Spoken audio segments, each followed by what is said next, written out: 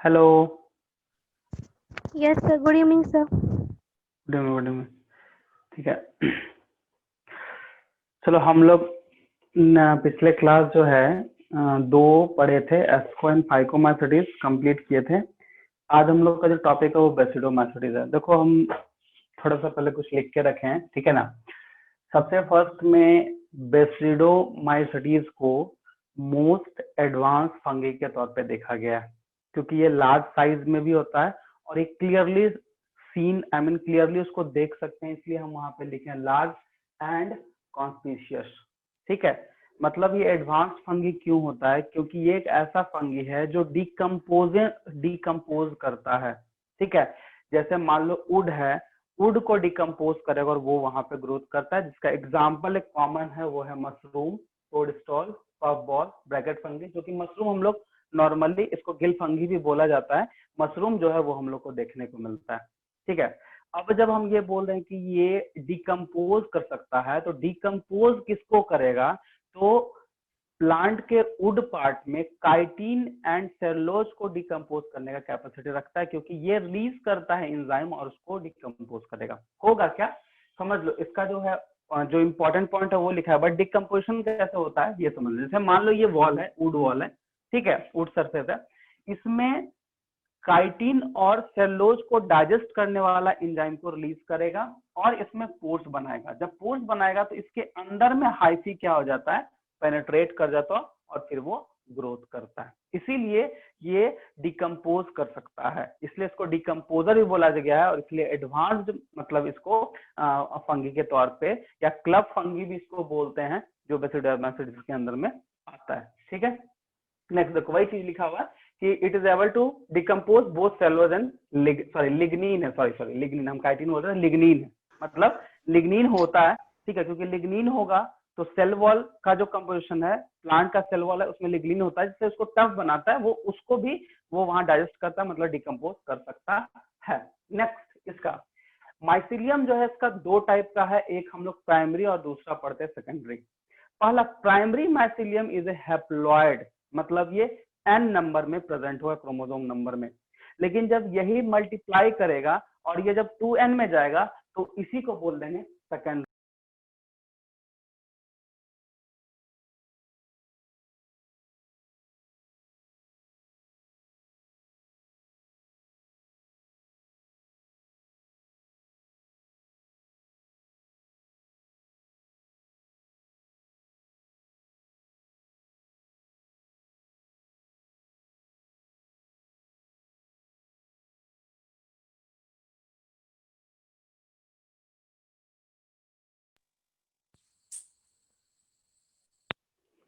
Hello,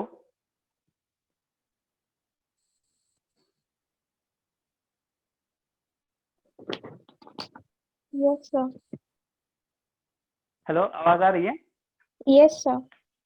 हाँ, तो हम बता रहे थे कि इसका जो माइसिलियम है वो दो स्ट्रक्चर मेंटेन कंटेन करता है, एक प्राइमरी एक सेकेंडरी। तो प्राइमरी में हम क्या पता है कि वो जो है वो हैप्लॉइड, मतलब ये एन नंबर करता है। और प्राइमरी जो होता है, प्राइमरी को हम लोग बोलते हैं मोनोकैरियोटिक स्टेज। और मोनोकैरियोटिक स्टेज जो डेवलप होता है वो एसेक्सुअल रिप्रोडक्शन के थ्रू होता है। और ये एसेक्सुअल रिप्रोडक्शन जब होता है उसमें दो स्ट्रक्चर बनेगा, ओडिया या कॉनिडिया। कॉनिडिया जो होता है वो एसेक्सुअल मतलब रिप्रोडक्शन का एक स्ट्रक्चर है, एक मेथड है जिससे डेवलप करता है फंगी। तो वही हम इसमें लिखे हुए हैं कि primary mycelium contain monokaryotic cell that is haploid nucleoid, मतलब एन, हम सिंपल यहाँ पे एन हम लिख सकते हैं। ठीक है, उसके बाद उसी एन को लिखे हैं मोनोकैरियोटिक सेल, मतलब कोई एक सेल में अगर एक न्यूक्लियाई है या एक न्यूक्लियस है, ठीक है, उसको हम लोग मोनोकैरियोटिक। और अगर एक सेल में दो होता है तो हम लोग बोलते हैं डायकैरियोटिक स्टेज, जो कि सेक्सुअल रिप्रोडक्शन का पार्ट है। तो पहला जो मोनोकैरियोटिक है वो एसेक्सुअली रिप्रोड्यूस करता है, वही चीज हम लिखे हैं कि मोनोकैरियोटिक सेल्स और प्राइमरी माइसिलियम में multiply by oidia and conidia like spore, क्योंकि कोनिडिया बनेगा तो अल्टीमेटली वो क्या बनेगा, स्पोर बनेगा। और वो स्पोर में सिंगल न्यूक्लिया होगा, और सिंगल न्यूक्लिया होता है तो इसी को हम लोग बोलते हैं प्राइमरी माइसिलियम। माइसिलियम क्या हो गया, तो mycelium is a plant body structure of hyphae या body form of sorry fungi, hyphae तो सिंगल है, माइसिलियम ब्रांच हो गया, तो माइसिलियम क्या कहलाता है, वो प्लांट बॉडी या बॉडी स्ट्रक्चर ऑफ फंगी। तो प्राइमरी माइसिलियम का जो फंगी होगा वो याद रखना हैप्लॉइड होता है, इसलिए उसको मोनोकैरियोटिक बोलते हैं, और वो एसेक्सुअली प्रोड्यूस होता है, जिसमें एक एग्जांपल है ओइडिया या कॉनिडिया, वही कॉनिडिया बाद में बनेगा स्पोर। अब इसमें सेक्सुअल रिप्रोडक्शन सीन नहीं होता है, लेकिन फिर भी इसमें प्लाज्मोगैमी एंड कैरियोगैमी दोनों प्रोसेस होता है, क्योंकि अल्टीमेटली ये प्लाज्मोगैमी एंड कैरियोगैमी होगा तभी ये डायकैरियन में जाएगा, और वही डायकैरियन स्टेज होता है वो सेकेंडरी माइसिलियम का स्ट्रक्चर कहलाता है। ठीक है, ये चीज है। अब देखो हम एक लास्ट ली है, sexual reproduction does not involve sex organ, मतलब सेक्स ऑर्गन में सॉरी सेक्सुअल रिप्रोडक्शन इन्वॉल्व नहीं होता है, आई मीन सेक्स ऑर्गन का वहां कोई इन्वॉल्वमेंट नहीं है सेक्सुअल रिप्रोडक्शन के लिए, लेकिन इसमें जो सेल का काम है प्लाज्मोगैमी कैरियोगैमी ये यहाँ पे होगा। ठीक है, दूसरा चीज है कि ये मतलब ये कैसे होता है, प्लाज्मोगैमी कैसे होगा, तो प्लाज्मोगैमी सिंपल है, basidiospores and other monokaryotic spores. जैसे मान लो कि ये एक स्पोर है जिसको मोनोकैरियोटिक बोले, और ये एक पार्ट है जिसको हम लोग बोलते हैं बेसिडोस्पोर्स, ये दोनों फ्यूज करेगा, पहला प्लाज्मोगैमी, तो फ्यूजन बिटवीन प्रोटोप्लाज्म, तो प्लाज्मोगैमी बोलते हैं। तो प्रोटोप्लाज्म के लिए दो सेल चाहिए, तो एक सेल मोनोकैरियोटिक जिसको प्राइमरी माइसिलियम बोलते हैं, और एक बेसिडोमाइसिट्स नॉर्मल जो स्पोर होता है वो बोला गया है। दोनों को फ्यूज कर दिए, फ्यूज करने के बाद जो स्टेज बनता है, देखो लिखा हुआ है basidiospores and other monokaryotic spores between a spore and a hyphae और between a to hyphal cell, मतलब कोई भी दो चीज को जब तक फ्यूजन नहीं करेंगे तो वो सेक्सुअल रिप्रोडक्शन नहीं कहलाएगी, क्योंकि दोनों को एज ए गैमेट लेना पड़ेगा, और फंगी में एज ए गैमेट को हम लोग बोल रहे हैं स्पोर। तो यहाँ पे या तो हाइफिल वॉल को मैं फ्यूज कर दो, या तो डिफरेंट दो मोनोकैरियोटिक सेल को फ्यूज कर दो, या फिर हम लोग बोल सकते हैं कि जो स्पोर्स है, ठीक है, वो जो मोनोकैरियोटिक स्पोर्स है कैसे कर सकते हैं, monokaryotic spore and hyphal wall को हम फ्यूजन करा दें, क्योंकि हाइफल वॉल मतलब हाइफी में भी न्यूक्लियस है, मल्टी न्यूक्लियस होता है, और मोनोकैरियोटिक में सिंगल वो न्यूक्लियस है, तो ये सेक्सुअल रिप्रोडक्शन होगा। अब जब ये फ्यूज करेगा मोनोकैरियोटिक तो ये कहाँ जाएगा, डायकैरियन। हम बार बार बोल रहे हैं, 3-4 बार रिपीट करके ध्यान रखने की, प्राइमरी के बाद ही सेकेंडरी होगा, प्राइमरी में सेक्सुअल रिप्रोडक्शन होगा लेकिन सेक्स ऑर्गन इन्वॉल्व नहीं करेगा, बट फिर भी उसके जगह पे जो प्रोसेस है वो इन्वॉल्व होगा, प्लाज्मोगैमी वगैरह होगा, लेकिन प्लाज्मोगैमी होगा किसके किसके बीच, तो दो मोनोकैरियोटिक सेल्स के बीच में होगा, या हाइफल वॉल के बीच में होगा, वही जो है primary structure ultimately secondary structure में डेवलप करता है। या फिर वहां पे बोल सकते हैं कि ये जो है डायकैरियोटिक स्टेज है, जो कि सेकेंडरी माइसिलियम के स्ट्रक्चर को, मतलब सेकेंडरी माइसिलियम का स्ट्रक्चर को मेंटेन करता है, या फिर बोल सकते हैं सेकेंडरी माइसिलियम स्ट्रक्चर जो होता है वो डायकैरियोटिक स्टेज में होता है, कब, after fusion of primary mycelium या मोनोकैरियोटिक सेल्स। क्लियर है, बोलो कोई दिक्कत है, अगर कुछ दिक्कत है तो पूछ सकते हो, कुछ समझ में नहीं आया तो पूछ सकते हो। थोड़ा सा यहाँ पे वर्ड से ध्यान देना, सेक्सुअल रिप्रोडक्शन में सेक्स ऑर्गन का इन्वॉल्वमेंट नहीं हो रहा है, लेकिन सेक्सुअल रिप्रोडक्शन का जो फंगी का प्रोसेस है वो होगा, जो पहला है प्लाज्मोगैमी। प्लाज्मोगैमी कहने का मतलब दो सेल के बीच के प्रोटोप्लाज्म का फ्यूजन है, दो सेल क्या सेल है, वो है मोनोकैरियोटिक स्टेज वाला सेल, या फिर हाइफल वॉल, क्योंकि hyphae is a plant body I mean fungal body structure, दो हाइफी को फ्यूजन करा दिए वो भी प्लाज्मोगैमी, और दो मोनोकैरियोटिक को फ्यूजन करेगा तो भी प्लाज्मोगैमी होगा। ये जब फ्यूज करेगा तो कन्वर्ट होगा डायकैरियन में, और वो dikaryon is a secondary mycelium structure. ठीक है, उसका हम आगे लिखेंगे, बट ये प्राइमरी तक लिखा हुआ है, चलो इसको नोट करो।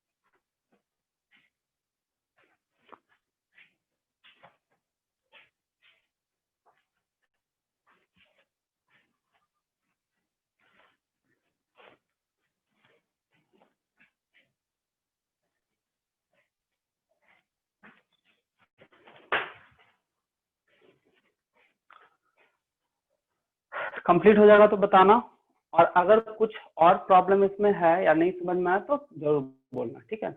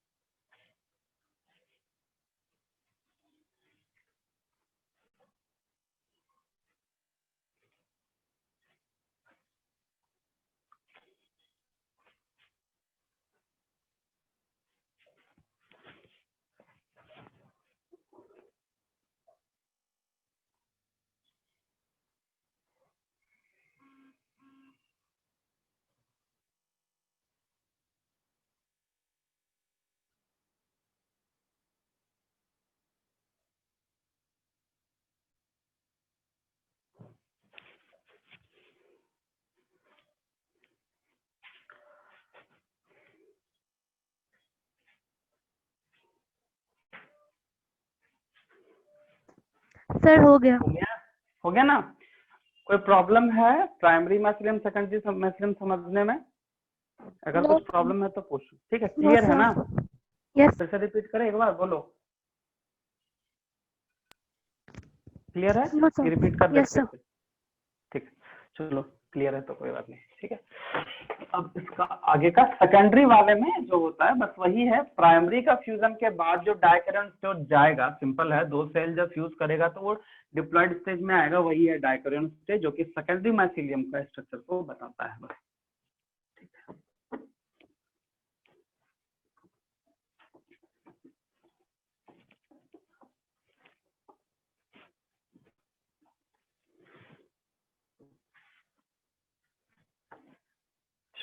आगे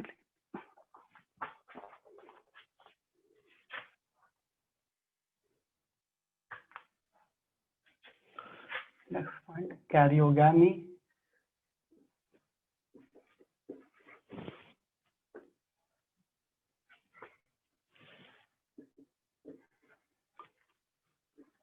डिलीट फॉर लॉन्ग।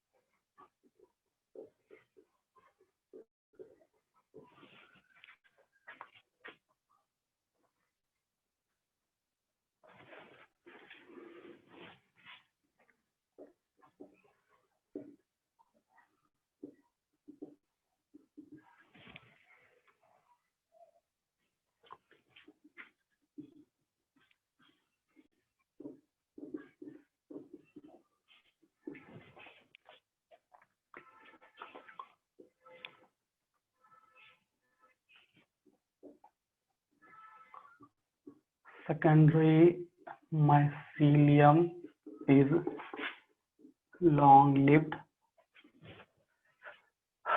मतलब प्राइमरी माइसिलियम जो कैरियोगैमी होता है वो डिले होता है बहुत दिन तक। उसके बाद जो इंटरवेनिंग फेज है वही डाइकैरियो फेज है, जो हम बताए थे कि दो सेल के बीच में फ्यूजन होगा तो वो 2n में आ जाएगा, तो ये सेकेंडरी स्ट्रक्चर हुआ। यहाँ तक हम लोग समझ लिए थे।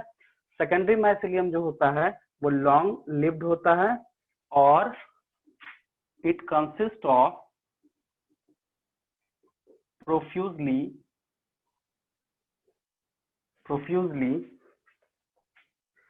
Branched septa hyphae, branched septa hyphae, branch septa hyphae. अब देखो यहाँ पे तुमको दिख रहा है कि ये प्रोफ्यूजली मतलब होता है एक साथ फ्यूज्ड होना, उसके बाद ब्रांच सेप्टा, सेप्टा मतलब हाइफी में डिवीजन आएगा।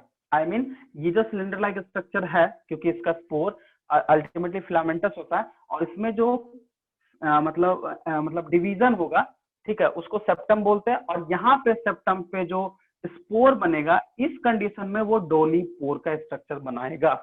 एक था सेंट्रल पोर, वो नॉर्मल था, डोली पोर में हम ये स्ट्रक्चर बनाए थे ना, इस तरह का स्ट्रक्चर को डोली पोर बोलते हैं। इसमें जो है इस सेप्टल मतलब पोर्स में डोली पोर स्ट्रक्चर दिखेगा। तो ये है इसका मतलब कंसिस्टिंग, इसका मतलब सेकेंडरी माइसिलियम का ये कंसिस्ट करता है। ठीक है, तो लिख सकते हैं इसमें सेप्टा फॉसेसिस डोली पोर with barrel shaped outgrowth, with barrel shaped outgrowth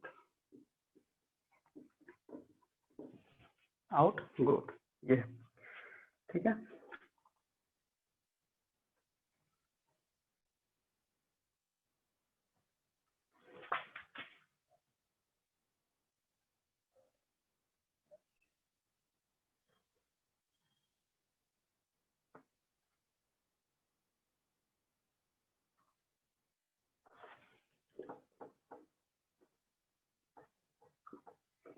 Secondary mycelium can penetrate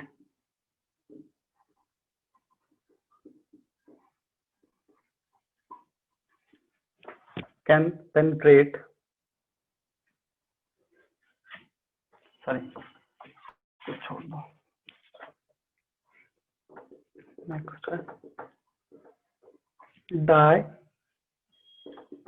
dikaryophage और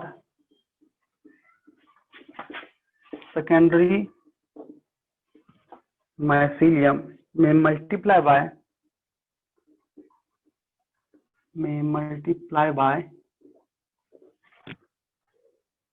different type of spore,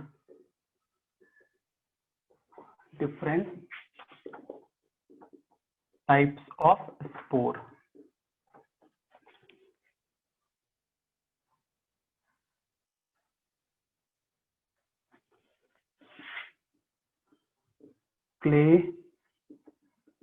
Chlamydospore, acidospore,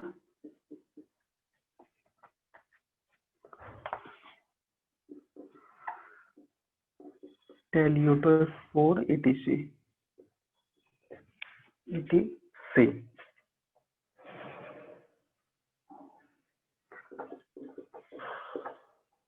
Karyogamy and meiosis occur in club-shaped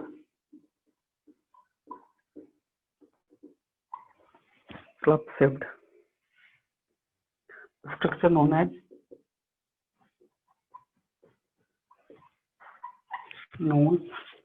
as basidia.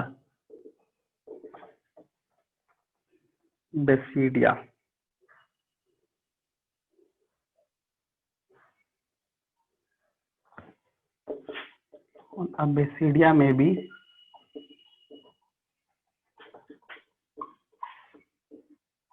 septate or aseptate,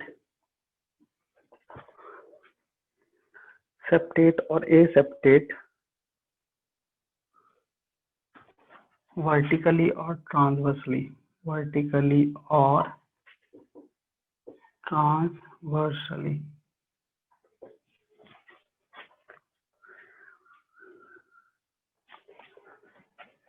देखो ये है 4-5 point, पहले इसको समझ लो। देखो कैरियोगामी, सबसे पहला ये कैरियोगामी वाला कॉन्सेप्ट था। सेकेंडरी माइसिलियम जो होता है वो लॉन्ग लिम्ड है, ये प्रोफ्यूजली मतलब एक साथ फ्यूज होकर सेप्टल हाइफी का फॉर्मेशन करता है, और सेप्टल हाइफी का जब फॉर्मेशन करेगा तो उसमें जो पोर्स प्रेजेंट होगा उसमें डोली स्पोर प्रेजेंट होगा। ठीक है, सेकंड है डाइक्वेरियन और सेकेंडरी माइसिलियम जो होता है वो multiply by different types of spore, मतलब जब ये मल्टीप्लाई होगा तो डिफरेंट टाइप ऑफ स्पोर का मतलब बोल सकते हैं डिफरेंट टाइप ऑफ स्पोर को ये प्रोड्यूस करेगा। उसमें नाम है क्लेमाइडोस्पोर, एसिडोस्पोर, टेलोटोस्पोर, ईटीसी। ठीक है, उसके बाद कैरियोगामी और मियोसिस। ठीक है, ये जब होगा तो ये क्लब्ड में आएगा, मतलब ग्रुपिंग में आ जाएगा, क्लब्ड शेप में आएगा। ठीक है, जैसे मान लो ये देखो मशरूम का कैसा होता है, ऊपर में अम्ब्रेला लाइक कंडेंस होता है और एक थ्रेड लाइक स्ट्रक्चर निकला हुआ रहता है, तो ये थ्रेड लाइक हाइपी हो गया, ऊपर में क्लब शेप्ड हो गया, इसलिए इसको क्लब फंगी बोला गया है। ठीक है, और उसी को जो उस पूरे स्ट्रक्चर को बोला गया है क्या, बेसिडिया। और वो बेसिडिया जो है वो सेप्टेट भी हो सकता है और एसेप्टेट भी हो सकता है। ठीक है, चाहे वो वर्टिकली हो या फिर ट्रांसवर्सली हो। अगर ये वर्टिकली होगा तो सेप्टेट होगा और अगर ट्रांसवर्सली होगा तो ये एसेप्टेट में आएगा, आई मीन उसमें प्रेजेंट होगा उस स्टेज में। चलो इसको नोट करो जल्दी, इसमें और कुछ है 2-3 पॉइंट कि ये बेसिडियम कैसे डेवलप करता है। तो बेसिडियम का डेवलप करने का जो कंडीशंस है वो कंडीशन है, मतलब ये फ्रूटिफिकेशन हो भी सकता नहीं हो भी सकता। तो बेसिडियम जो होता है फ्रूटिफिकेशन होता भी है नहीं भी होता। अब जब ये फ्रूटिफिकेशन होगा तो इसके लिए इंडोजेनियसली या एक्सोजेनियसली होगा। तो इसको ध्यान रखना, ये एक्सोजेनियसली एट द टिप ग्रोथ करता है, मतलब इसका प्रोडक्शन एक्सोजेनियस से आउटसाइड बॉडी होता है। बस यही एक पॉइंट है इसमें, इसको लिखना है बस।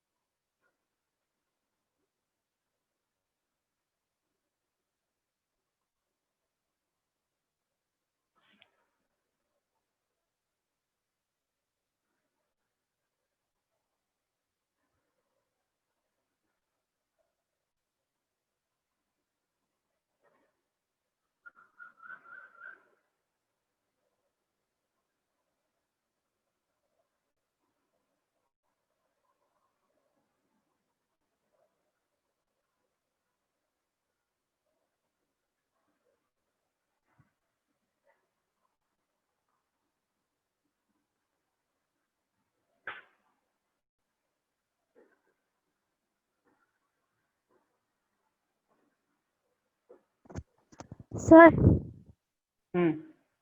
सर ये डॉली स्पोर का क्या फंक्शन होता है? देखो स्पोर का बस वो स्ट्रक्चर है। स्पोर मतलब कि एक छोटा सा, मतलब एक पासिंग, एक बोल सकते हो क्या एरिया। ठीक है, तो छोटा सा स्पोर है या फिर हम लोग बोलते हैं छोटा सा पोर है। ठीक है, तो उसका काम मतलब पास करना दो चीज के बीच में, वो एक डिवीजन हो जाएगा तो सेप्टम बोलेंगे ना, तो कुछ ना कुछ तो पास वगैरह होते रहेगा, तो वो फोर्स का काम होता है पास कराना, और क्या। सर ये क्या लिखा है सर, एसिडोस्पोर के जस्ट बगल में सर, हाँ, TELEN। टेलोटो, टेलोटो, TELEUTO, TELEUTOSPORE। Okay sir, sir हो गया। वो डिफरेंट टाइप्स का है और कुछ नहीं। सबका हो गया?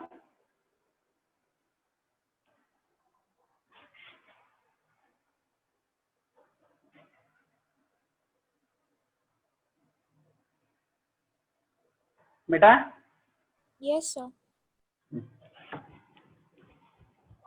इसका बस एक लाइन और है, बस ये डेवलप कैसे करता है, तो एक्सोजेनियसली, जैसे कि बेसिडोस्पोर्स एग्जाम्पल में रस्ट फंगी, स्मर्ट फंगी, तो ये सब डिजीज काउज करता है, इससे लागू वगैरह जो है एग्जाम्पल हम लिख देते हैं।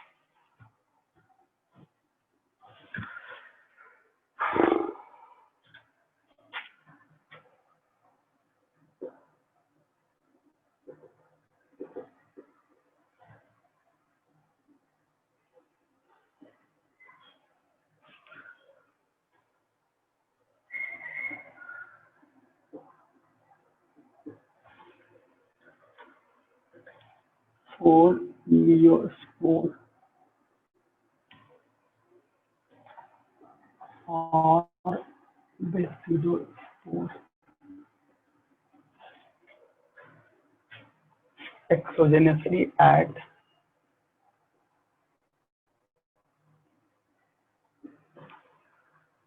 the tips of fine outgrowth called fine outgrowth called sterigmata.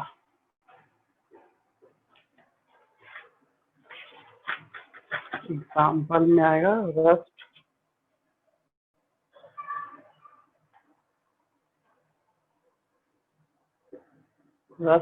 ये होता है पक्षीनिया, और अगर स्मर्ट करेगा तो ये होगा यूस्टिलागो।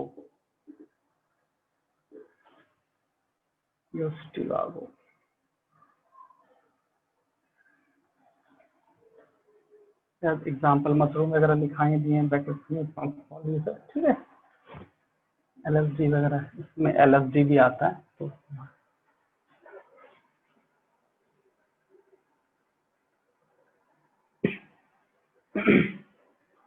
चलो इसको नोट कर लो फटाक से, तो हम लोग इसका डिटोमेसिटी।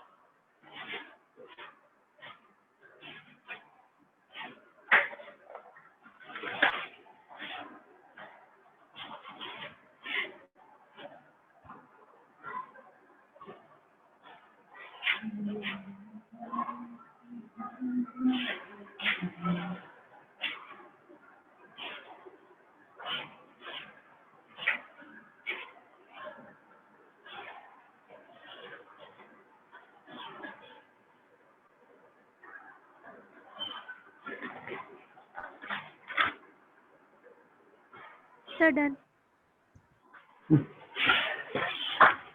अब देखो ड्यूट्रोमाइसिटीज में 2-4 पॉइंट है। तो ड्यूट्रोमाइसिटीज को हम लोग इम्परफेक्ट फंगी क्यों बोलते हैं, इसका सबसे बड़ा रीजन है कि उसमें सेक्सुअल रिप्रोडक्शन नहीं होता है या फिर नॉट सीन किया गया, मतलब नहीं उसमें होता है।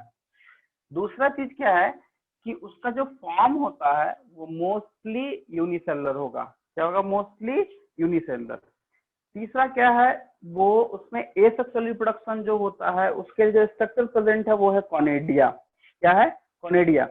एक्चुअली में बोला गया था कि ये अगर इसमें सेक्सुअल रिप्रोडक्शन हो जाता तो ड्यूट्रोमाइसिटीज जो है वो एस्कोमाइसिटीज का मेंबर होता। ये 4 चीज है इसमें। तो सबसे पहला ध्यान रखना है, इसको इम्परफेक्ट फंगी क्यों बोल रहे हैं, क्योंकि इसमें सेक्सुअल रिप्रोडक्शन सीन नहीं किया गया, मोस्टली यूनिसेलुलर फॉर्म है, जैसे इसका होता है वो यूनिसेलुलर फॉर्म है।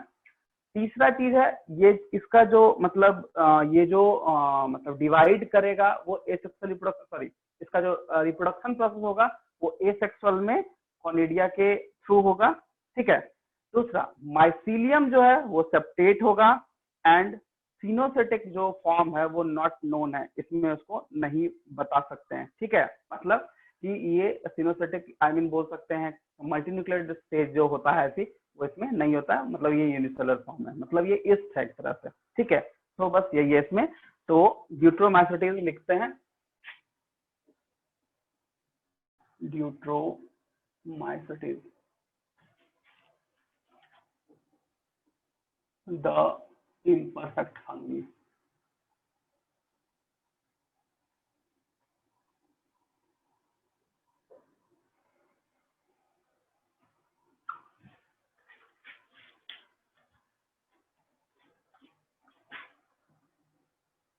It is an artificial class of fungi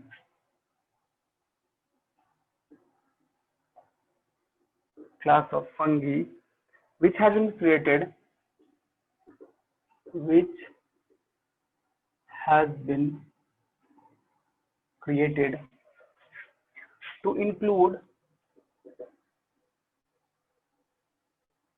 all those fungi in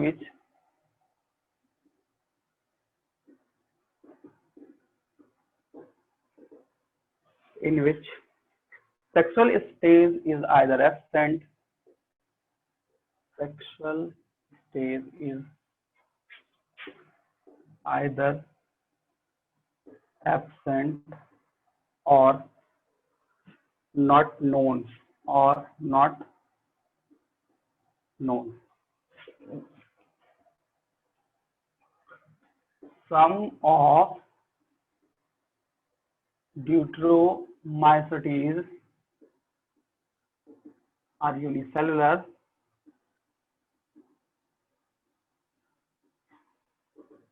like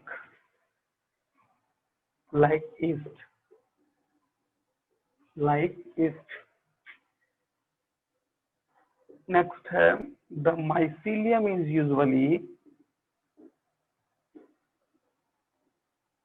usually septate. Cynocytic form are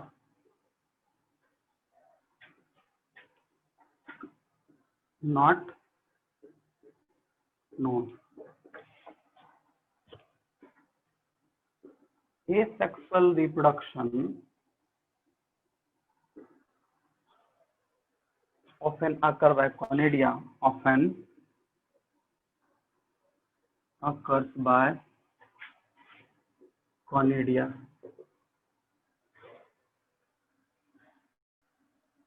Along with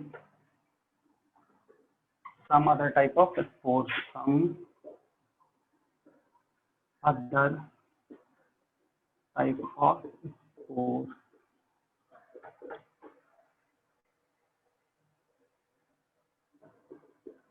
It is believed that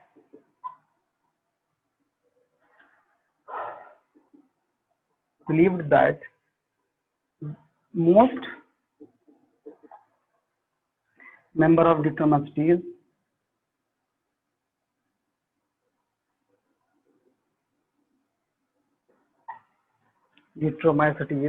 are actually ascomycetids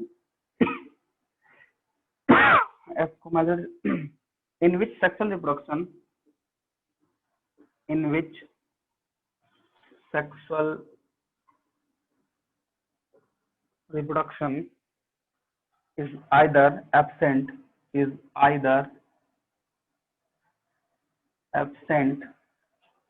or yet to be discovered.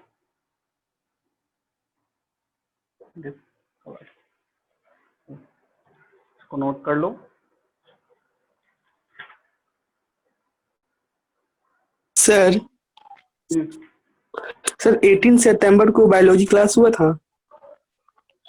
Biology class क्योंकि sir उस दिन Friday था और biology class से हुआ था. ये sorry Monday था पर बायोलॉजी क्लास से हुआ था. बट सर ये वीडियोज में ना 18 सितंबर को मैथ का वीडियो दिखा रहा है. बायो का होगा जरूर. और वीडियो मैनेजमेंट से एक बार बात करना ना, वो पता चल जाएगा तुमको. हुआ था बायो तो हुआ था. Yes sir. बायो वही उस दिन का वीडियो नहीं मिल रहा था सर. हाँ तो एक बार सर से बात, मैनेजमेंट से बोलना कि सर 18 तारीख हमको वीडियो चाहिए, मिल जाएगा. Okay sir. और सर बोलो. सर आज लेट मतलब थोड़ा सा पहले ट्राई किए थे तो नहीं मतलब ऑन हुआ था. हमको लगा लेट से साढ़े 6 तो उस वजह से सर लेट ज्वाइन किए. तो ये क्लास मेरा भी लेट किया. अभी किए सर क्योंकि 10 तक नहीं होता. तो हमको लगा ना कि सर 6:30 बजे से होगा, इसीलिए. नहीं इसीलिए नहीं 5 बजे से. तो हम लोग का टाइमिंग जो है ना वो ध्यान रखना कि आज के दिन है 5 बजे से, ठीक है. और फ्राइडे को भी तो 5 बजे से ही है. Yes sir. हाँ तो वो दोनों सेम टाइम कर दिया गया. और उसी प्रॉब्लम हो गया सर. तो ये जब क्लास हो तो सर जल्दी सर इसका वीडियो अपलोड करवा दीजिएगा. ठीक है हम बोल देंगे, ठीक है, थैंक यू नोट सर। कर लो। हाँ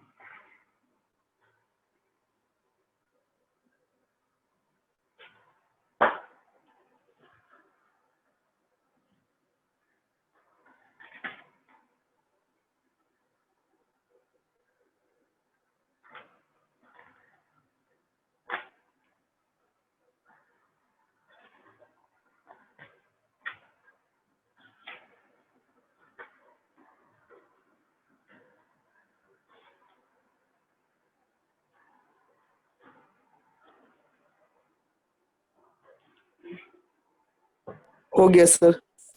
हो गया। चलो अब यस है सर। हम लोग का इसमें एक लाइकेन है, छोटा सा चीज है, समझ लो। देखो मिटाएं इसको, हो गया एग्जाम्पल एनसीईआरटी, ठीक है, एग्जाम्पल एनसीईआरटी लिख लोगे। अब हम लोग का जो नेक्स्ट इसमें जो फंगी का लास्ट है वो है लाइकेन, ठीक है। तो यहाँ पे तुम लोग को ध्यान देना है कि जो लाइकेन सर है वो लास्ट क्या है। पॉइंट मत बिठाइएगा सर, लास्ट पॉइंट। अच्छा ठीक है, पहले लिख लो फिर मिटाएं।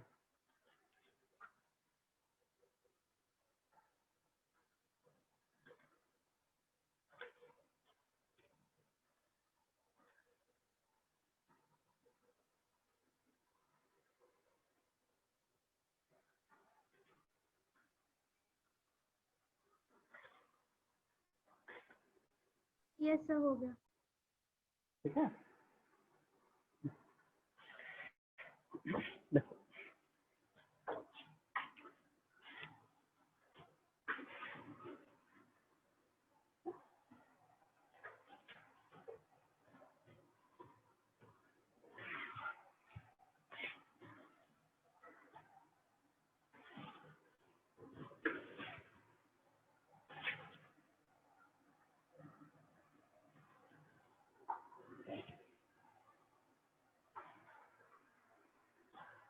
देखो अब यहाँ पे हम लोग का जो नेक्स्ट है वो है लाइकेन। तो लाइकेन जो है वो सिम्बायोटिक एसोसिएशन है, डुअल एंटाइटीज भी बोलते हैं। क्यों सिम्बायोटिक एसोसिएशन बोला गया कि लाइकेन जो होता है वो दो ऑर्गेनिज्म का म्यूचुअल रिलेशनशिप है। अब ये म्यूचुअल रिलेशनशिप कहने का मतलब होता है कि कोई भी दो ऑर्गेनिज्म है, दोनों को एक दूसरे से फायदा है। अब यहाँ पे जो लाइकेन बनेगा वो फंगल एंड अल्गल एसोसिएशन बोलते हैं, ठीक है, अल्गल एसोसिएशन बोलते हैं, मतलब फंगी और एल्गी का एसोसिएशन को हम लोग बोलते हैं लाइकेन। और ऐसा एसोसिएशन को बोलते हैं म्यूचुअल रिलेशनशिप, या फिर हम लोग सिम्बायोन्ट भी हम लोग यूज करते हैं, बट म्यूचुअल बहुत ज्यादा अच्छा होगा, क्योंकि म्यूचुअल का मतलब ही होता है कि दोनों को एक दूसरे से फायदा है, ठीक है। अब फायदा क्या है समझो। फंगी एक तरह का इसको शेल्टर प्रोवाइड करता है, मतलब एक तरह का घर दे देता है ताकि तुम रहो। और एल्गी का काम होता है कि इसको फूड प्रोवाइड करना, क्योंकि फंगी इज अ हेटरोट्रॉफ, मतलब वो डिपेंड करेगा किसी ना किसी पे, तो वो एल्गी पे डिपेंड कर जाता है और एल्गी से लेता है। और एल्गी का काम है कि उसको प्रोवाइड करना फूड, एंड फंगी का काम है कि चलो हमको रहने का, ठीक है, फंगी इसको देता है रहने के लिए। मतलब फंगी अगर एल्गी का काम करेगा तो हम लोग बोल सकते हैं सिंपल वे में समझो, शेल्टर एंड एल्गी जो है ये फूड प्रोवाइड करता है, बस इतना चीज है, समझ में आया? यही है लाइकेन। और फंगल एसोसिएशन, फंगल स्ट्रक्चर को बोलते हैं माइकोबायोन्स, और इसको बोलते हैं एल्गल को फाइकोबायोन्स। तो जब दोनों फॉर्म एक साथ म्यूचुअली प्रेजेंट होगा, जिससे दोनों एक दूसरे को फायदा है, ऐसे को हम लोग बोलते हैं लाइकेन, ठीक है।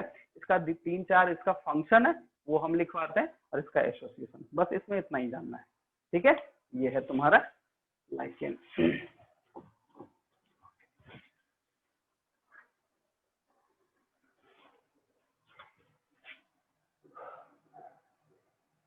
लाइकेन, ठीक है।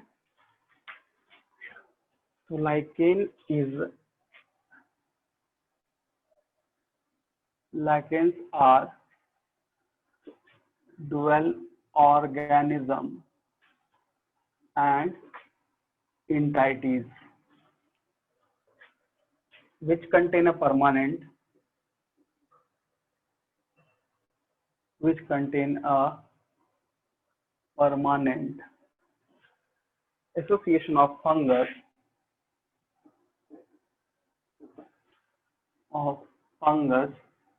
जिसको हम टर्म यूज करते हैं माइकोबायोन एंड एन एल्गा और फाइकोबायोन।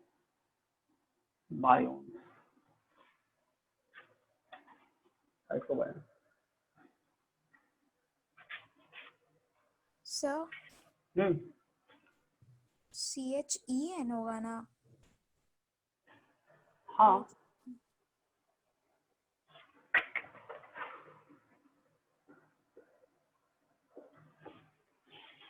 the term lichen was coined by Theophrastus.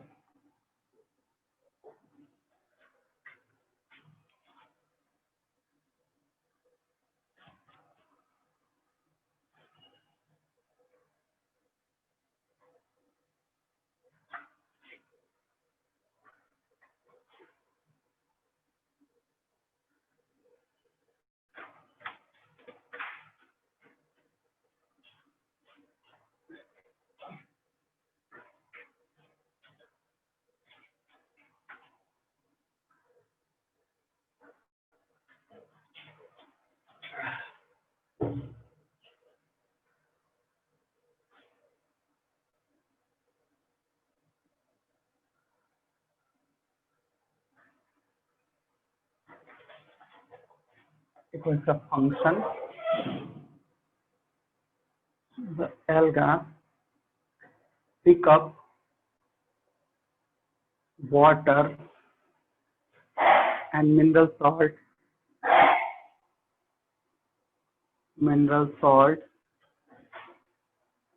from the fungus,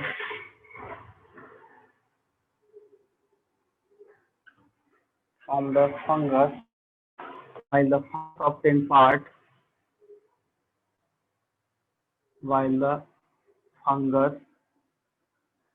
obtain part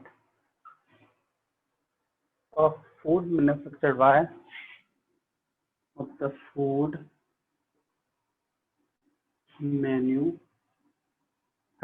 by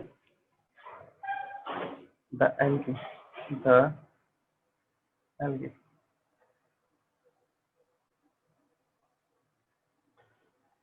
Therefore, in a lichen, the association between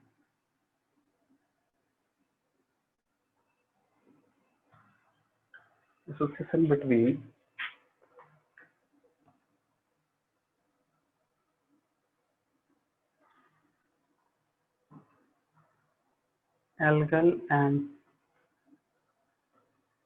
and fungus is that of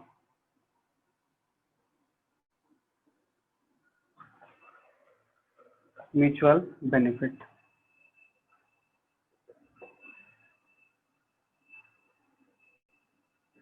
Mutualism, popularly known as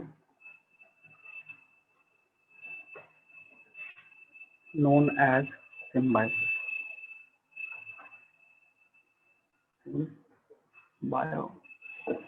चलो इसको note करो। Lichen हमारा kingdom Monera में भी था, तो उसी में हम ये बायोलॉजिकल क्लासिफिकेशन में ये सब सारा कुछ था, तो हम ये इसी में तुमको पढ़ा दिए। ठीक है सर, प्लाज्मोटॉमी क्या होता है? प्लाज्मोटॉमी एक तरह का रिप्रोडक्शन पार्ट है। ठीक है, प्लाज्मोटॉमी में जो है वो एसेक्सुअल का पार्ट होता है। ठीक है, जिसमें वो काम करता है, जैसे बोल सकते एक तरह से कि मतलब प्लाज्मोटॉमी जो है एक रिप्रोडक्शन है, समझे, जिसमें कैसे मतलब ये प्रोटोप्लाज्म जो होता है ना, वो डिवाइड करके नया फॉर्म बना लेता है, तो वही प्लाज्मेटोमी होता है।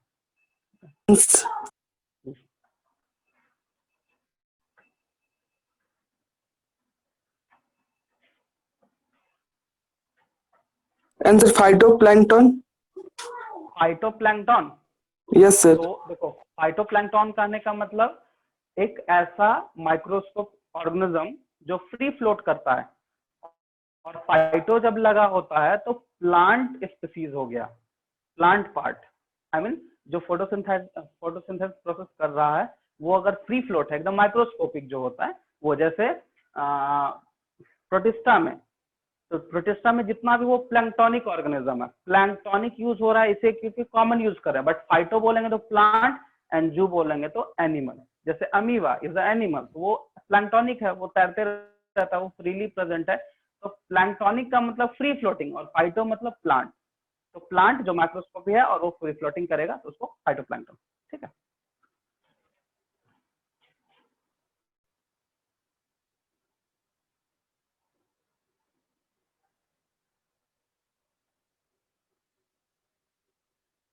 हो गया सर। सबका हो गया।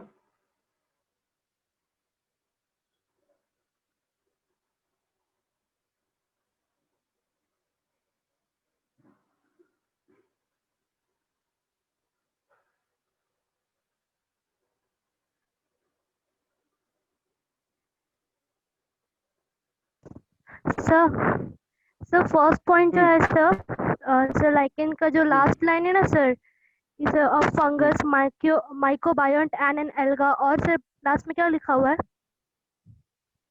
एंड देन सर जो पहला है, पहला पैरा जो है, पहला, अच्छा पहला पैरा में देखो, सर जो पहला लास्ट पैरा में, लाइन है, अच्छा ठीक है, फंगस माइक्रोबायोन्ट एंड एन एल्गा और फाइकोबायोन्ट, PHYCOBION। Okay sir. हाँ बोलो, हो गया क्लियर? Yes sir. देखो तो प्लाज्मोटॉमी के बारे में पूछ रहे थे ना कोई? Sir yes sir. हाँ मतलब रोहित ना? Yes sir. देखो प्लाज्मोटॉमी क्या होता है, जैसे हम बताए कि प्रोटोप्लाज्म है, तो ये जैसा सेल है, इसके अंदर में साइटोप्लाज्म है, तो बहुत सारा ये न्यूक्लियस प्रेजेंट होता है।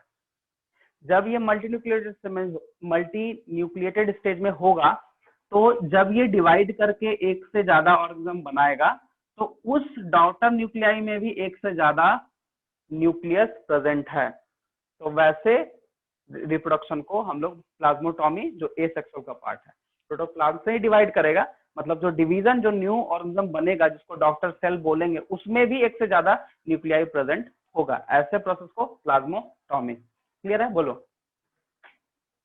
Yes sir. ठीक, हम लोग का फंगी खत्म, प्रोटिस्टा खत्म, मोनेरा खत्म, बायोलॉजिकल क्लासिफिकेशन। सर अब प्लांट किंगडम शुरू करेंगे सर, अब चैप्टर 3। हाँ, अब हम प्लांट किंगडम स्टार्ट करेंगे, ठीक है ना?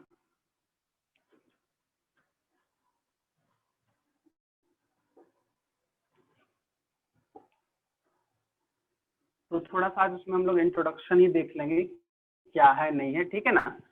नेक्स्ट क्लास से फिर ग्रुपिंग होगा, बट अभी जो है इंट्रोडक्शन स्टार्ट करेंगे, ताकि नेक्स्ट क्लास में जो ग्रुप में डिवाइड करता है, क्योंकि ये 5 सब ग्रुप में डिवाइड करेगा या फिर डिवीजन में ये डिवाइड करेगा, तो उसमें तो सबसे फर्स्ट में जनरल कैरेक्टरिस्टिक्स का अगर हम बात करेंगे, तो अगर प्लांट किंगडम पढ़ते हैं तो सबसे पहला चीज क्या आता है दिमाग में?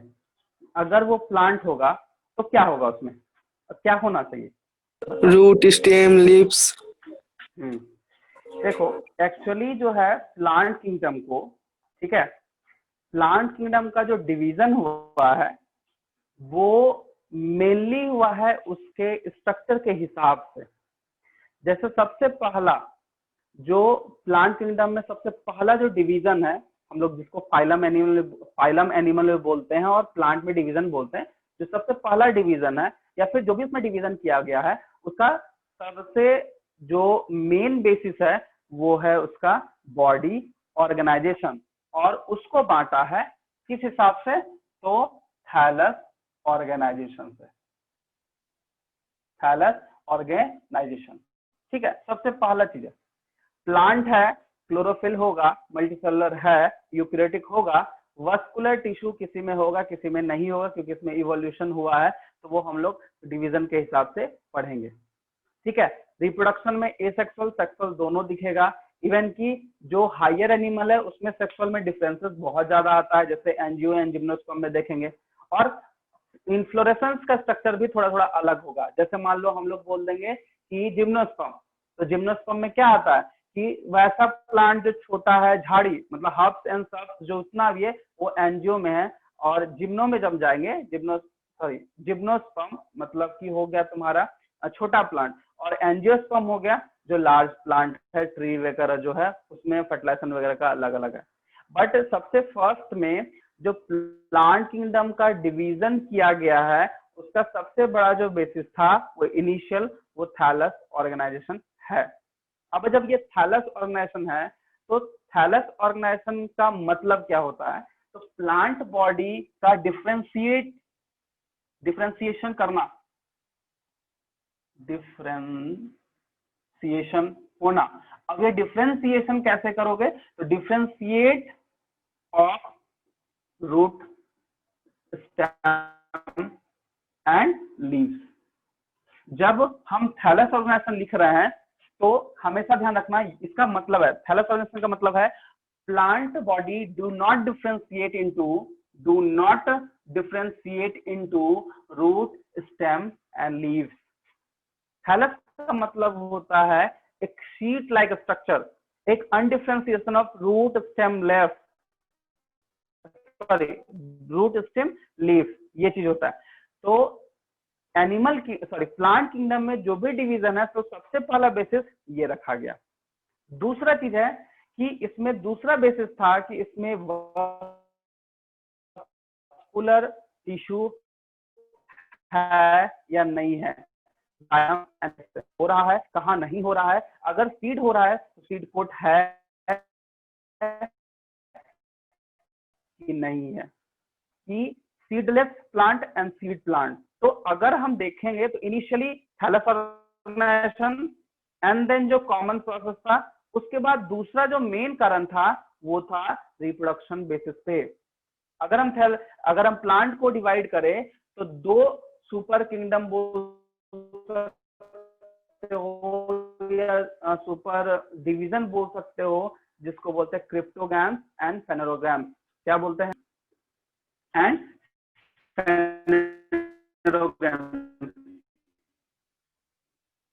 फेनेरोगैम्स, ये चीज होता है। लोग को सी नहीं करेगा और सेक्सुअल रिप्रोडक्टिव यूनिट जो है वो उतने अच्छे से नहीं दिखेगा, लेकिन इसमें ये सारा कुछ होगा। सेक्सुअल रिप्रोडक्शन जो इवेंट है वो भी दिखेगा एंड स्ट्रक्चर भी दिखेगा। इवेंट के अंदर का जो इवेंट्स वगैरह प्रेजेंट होता है वो भी दिखेगा। मतलब इसमें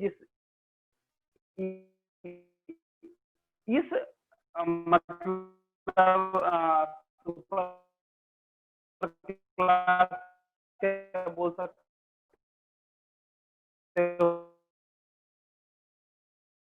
हो इस डिवीजन में क्या बनता है वो सारा प्रोसेस में है, बट इसमें नहीं है। जब इसमें सीडलेस प्लांट बोल रहे हैं, सीड इसमें नहीं है, बहुत करेंगे बहुत स्पीसीज में या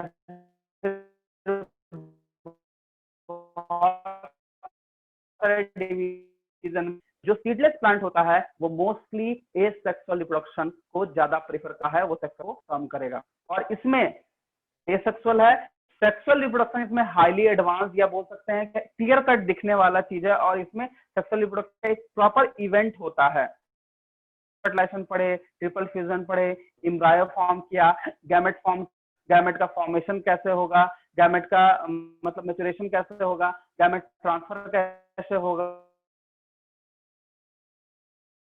मतलब पॉलिनेशन फर्टिलाइजेशन सारा में रहेगा। इस वाले ग्रुप में नहीं है, क्योंकि इसमें मोस्टली जो है मैंने बताया कि थैलस ऑर्गेनाइजेशन है तो चलो थैलस के हिसाब से इसको मान, क्योंकि इसमें उसी को रखे हैं जिसमें थैलस ऑर्गेनाइजेशन है, मतलब उसका मैक्सिमम जो भी उसमें डिवीजन है उसमें रूट स्टेम लीफ जो है ऑलमोस्ट सभी में नहीं होता है, कुछ में है क्योंकि क्रिप्टोगैम से इन्वॉल्व होकर फेनरोगैम्स में कन्वर्ट हुआ है। इवन की एक इवोल्यूशनरी पॉइंट ऑफ व्यू से एक डिवीजन है जिसको हम बोलते हैं टेडोफाइटा। टेडोफाइटा एक ऐसा प्लांट डिवीजन है जिसमें फर्स्ट टाइम वस्कुलर टिश्यू मतलब जाइलम एंड फ्लोएम को देखा गया। उसके पहले ब्रायोफाइटा है, उसके पहले थैलोफाइटा। ये दोनों में इस तरह का कोई भी स्ट्रक्चर, इस तरह का कोई भी मैकेनिज्म नहीं था। ठीक है, बाकी वजह इसका डिस्ट्रीब्यूशन, हैबिटेट सब डिफरेंट है, लेकिन इस दोनों में मेनली सेक्सुअल रिप्रोडक्शन को लेकर डिफरेंसेस करके इसको बनाया गया है। अब जैसे क्रिप्टोगैम्स है तो इसमें 3 है। सबसे पहला थैलोफाइटा जिसको हम लोग कॉमनली एल्गी बोलते हैं, दूसरा है ब्रायोफाइटा जिसको हम लोग कॉमनली मॉसेस बोलते हैं, एंड तीसरा है टेरिडोफाइटा। ठीक है, अब इसमें जो डिवीजन किया गया है इसमें है तुम्हारा जिम्नोस्पर्म, मतलब कि इस जिम्नोस्पर्म, और इसमें है एंजियोस्पर्म। अब इसमें जिम्नो और एंजियो में क्या डिफरेंसेस है? तो जिम्नोस्पर्म में सीड है बट सीड कोट नहीं है, एंजियोस्पर्म में सीड है बट सीड कोट है, मतलब कोई नेकेड सीड। एंजियो है तो angio is a higher plant में आता है और उसमें बहुत कुछ डिस्टिंक्टली दिखेगा,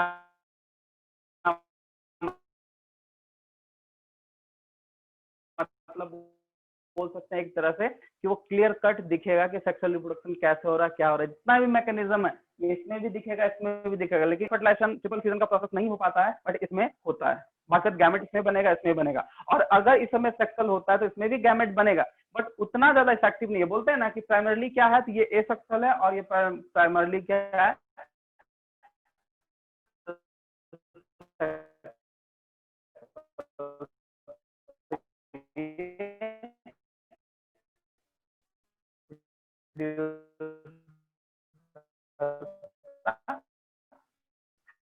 है। यही है तुम्हारा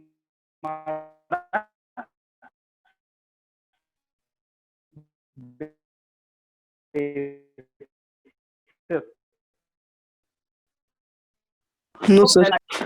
दूसरा है chemotaxonomy, chromosome number, chemical, amino acid, proteins वगैरह जो भी है सब में डिफरेंसेस है। न्यूमरोटेक्सोनॉमी में हम लोग क्या देखे थे कि न्यूमेरिकली बेसिस को हम लोग डिवाइड कर सकते हैं, स्टैटिकली मतलब एक तरह का नंबर लेके उसको हम लोग डिवाइड कर सकते हैं, उसको हम लोग ये कर सकते हैं, आई मीन उसको मतलब अलग कैटेगरी में बांट सकते हैं, वो इसमें भी है। जैसे एंजियोस्पर्म में हम लोग पढ़ेंगे मोनोकॉट, डाइकॉट, सिंगल कॉटलिडन और डबल कॉटलिडन।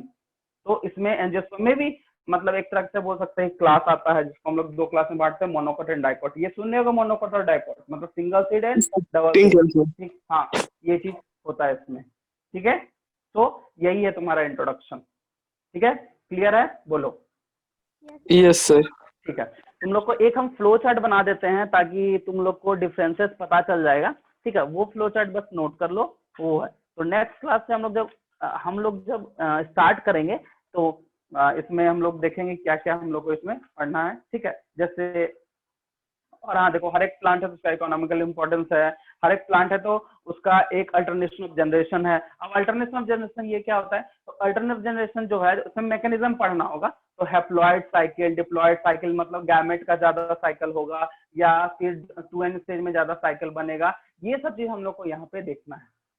तो ये सारा कुछ इसी में है। तो अल्टरनेशन ऑफ जनरेशन का जो मैकेनिज्म है यही है, कोई कोई हैप्लॉन्टिक लाइफ साइकिल है, कोई डिप्लॉन्टिक है, कोई हैप्लोडिप्लॉन्टिक है, मतलब दोनों इक्वल में वो है। 2n फेज भी उतना ही रहेगा जितना n फेज रहेगा। तो ये टाइम ड्यूरेशन के हिसाब से ऐसा होता है। ठीक है, मगर स्टेजेस जब होगा तो चेंज होगा। ठीक है, तो सबसे पहले हम लोग जो अभी बनाने वाले हैं आई मीन फ्लो चार्ट, इसको पहले नोट कर लो क्योंकि ये इंपॉर्टेंट है। ठीक है,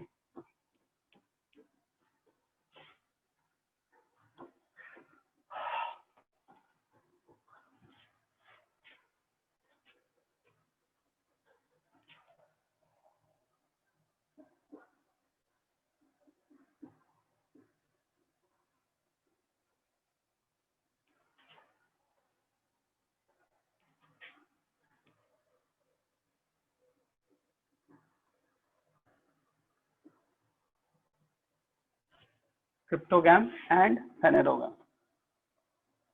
फेनेरोगैम,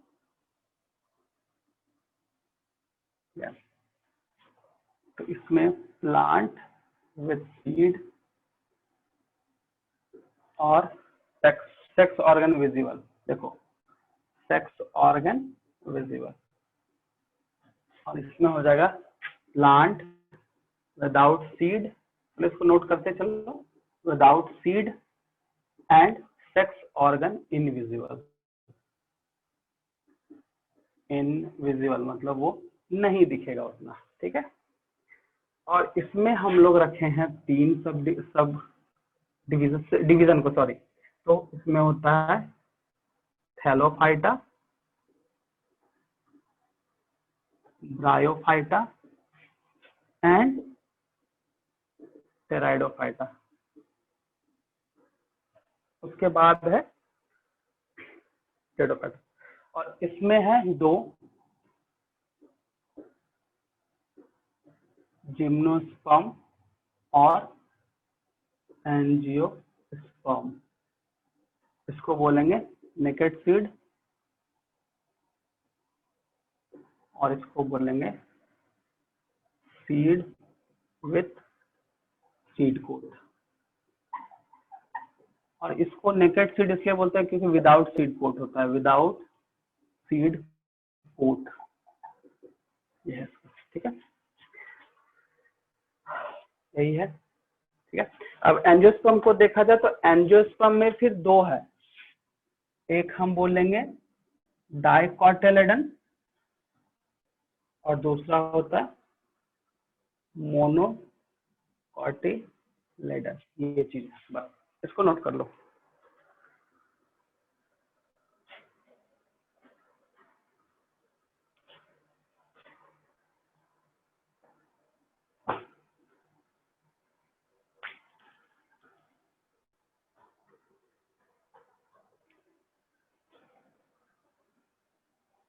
हो गया सर।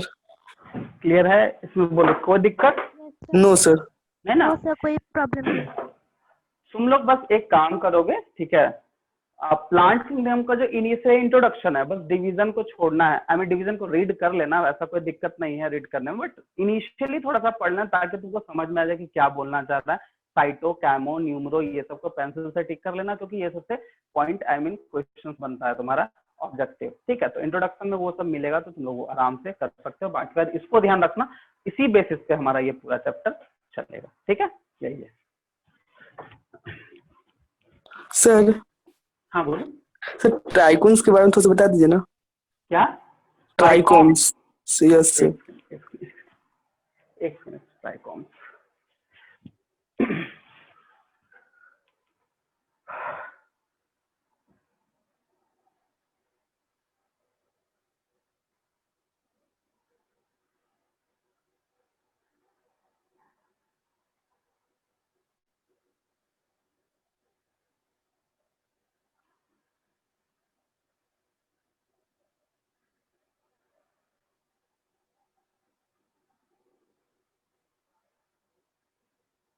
देखो,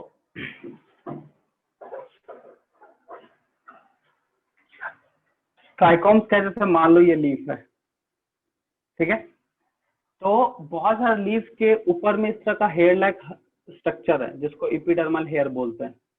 इस तरह का स्ट्रक्चर होता है, यही होता है ट्राइकोम, ठीक है, ये होता है ट्राइकोम, बस यही है इसमें। तो लीफ के अपर सरफेस पे या एपिडर्मल लेयर पे अगर hair like, small hair like projection बनता है या फिर हेयर है, स्ट्रक्चर है, तो वही ट्राइकोम कहलाएगा, ठीक है। यही सर होमोक्रिस्टस जो ट्राइकोन 2 पार्ट में बढ़ता है, होमोक्रिस्टस और हेटेरोक्रिस्टस। अच्छा, वो हो गया तुम्हारा साइनोबैक्टीरिया के केस में। हेटेरोसिस्टम ट्राइकोम्स जो है वो वहां पे क्या होता है कि एक कॉलोनियल टाइप से, मतलब एक ऐसा स्ट्रक्चर है जो हेटेरोसिस्ट और होमोसिस्ट में होता है। तो हेटेरोसिस्ट में क्या डिफरेंट का रहेगा, तो हेटेरोसिस्ट का काम होता है कि नाइट्रोजन फिक्सेशन करता है, एटमॉस्फेरिक नाइट्रोजन को फिक्स करता है। तो साइनोबैक्टीरिया का काम होता है एटमॉस्फेरिक नाइट्रोजन को फिक्स, मतलब नाइट्रोजन साइकिल में वो हेल्प कर जाता है, ठीक है। तो उसी को बोलते हैं ट्राइकोम। ये अलग है, वो अलग है, तो बताओगे तब ना बैक्टीरिया वाला ट्राइकोम। तो ये चीज समझ में आया? Yes sir. यस यही है। और बताओ और कुछ? सर उस होमोक्राइट डिफरेंशिएशन और हेटेरोक्राइट में अनडिफरेंशिएशन ये था। हाँ क्या बताओ, बोलो। डिफरेंशिएशन पूछ रहे हो? होमोक्राइटिस डिफरेंशिएशन एंड सॉरी होमोक्राइटिस अनडिफरेंशिएशन और हेटेरो में डिफरेंशिएशन, वो पॉइंट्स समझने क्या चीज है।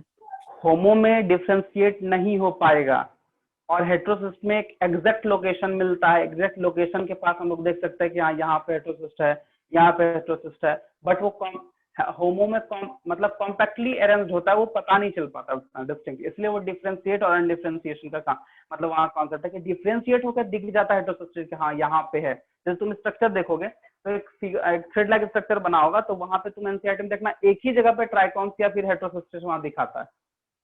होमो का वो ऐसा कहीं कुछ नहीं है, ठीक है, वो डिफरेंशिएट नहीं है, मतलब दिखता नहीं है, बस इसलिए वो उसको अनडिफरेंशिएशन, इसको डिफरेंशिएशन किया गया है, बस और कुछ नहीं। Thank you sir.